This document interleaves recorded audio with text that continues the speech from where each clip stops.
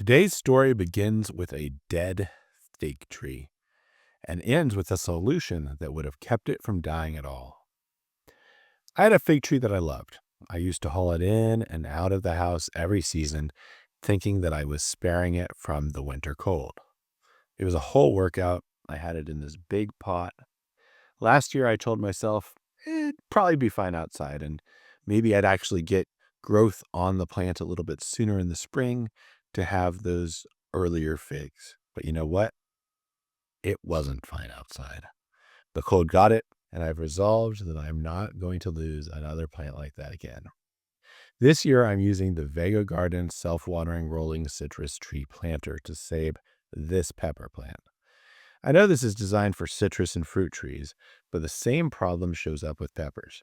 They hate the cold, and they have deep roots once they size up. So here's what makes this planter particularly helpful. First, it rolls.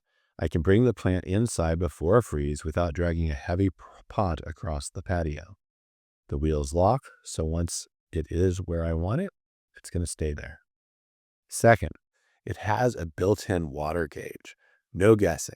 When the weather cools down, plants drink less, and it's easy to overwater. This takes all of that guesswork out. It also has a self-watering system with a hidden wicking chamber. This keeps the roots hydrated at the right level.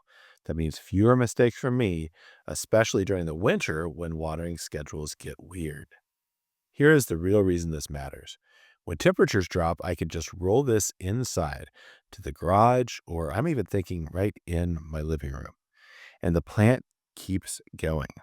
No more lifting, no more I hope it survives. I'm actually doing what I said I would do in the past this time. I put my link and discount in the description if you want to check it out, and we hope that you will subscribe to this channel for more gardening updates. I look forward to growing with you.